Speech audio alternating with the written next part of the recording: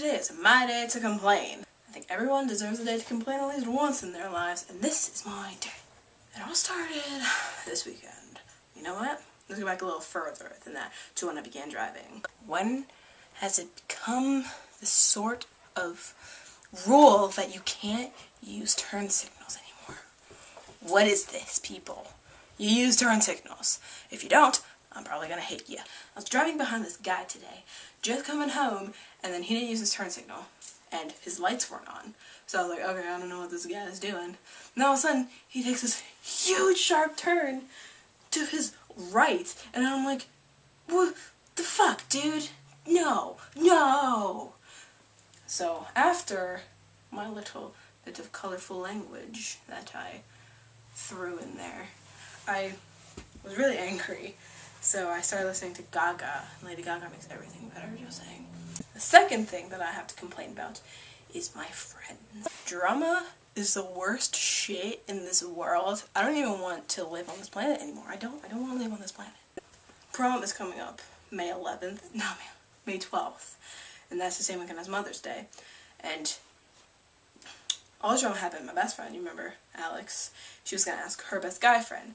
And something happened, he didn't answer her, and then this whole thing blew up in our faces, and he came yelling at me and giving me harsh words that made me go running to them and start crying my eyeballs out. Now I'm not a crier. I don't cry at the drop of a hat when we're out of Pop-Tarts in the morning. I don't. But I do cry when I read this and when I watch this. These two things combined are like massive, I'm gonna start bawling. Especially this one. This just brings back hard memories that I don't want to think about right now. And I was gonna go to prom with my gay best friend. He's gay. I probably could never get a prom date. You know what? Whatever. I didn't even want to go to prom. But I never went my sophomore year or my junior year. So I'm like, my mom's like, Aaron, you have to go to your senior year of high school. And my friend's like, Aaron, you have to go to your senior year of high school. And my sister, who's usually on my side with this stuff, was like, Aaron, you gotta go to prom this year because you're a senior and you know what? So I've been sucked into going to prom, and I don't want to, but I'll have to admit, I had fun at homecoming. You know, I did. Yeah. Anyway, this whole thing blew up in our face. He's no longer our friend, but I don't know if that's going to last because a third party member who didn't know what was going on just found out recently, and she was like, this is really stupid, you guys shouldn't be fighting over this. So she's probably right, and we should all really listen to her, but it's just we all still need time to simmer down and to be like, okay, let's talk about this rationally. So that's part 2, which is even a huge story. I don't want to get into it because it's their privacy. It's not really I'm not really in on it. Well, actually, I've been roped into it. Not on my accord. I wasn't there when all this happened. When she sent the text, I was not there. But let's skip ahead to part 4. Part 3, I might start crying because it is a moment. Do you see this? I've got a second head growing because of all the stress. Second head. And I have to cover it up with my bangs. So all today I was like, oh, gotta fix the bangs. And everybody's like, Aaron, what's your problem? I've got a second head. Or part 3 happened yesterday. My cat, do you all remember my cat, Barley? I don't know if you do. He got really thin and he started looking really scraggly just recently. And my mom took him to the vet yesterday and we found out that he had 2 cancerous tumors growing in both of his shoulders. And his lip was like abscessed tooth, and he had all these spots, and he had skin problems.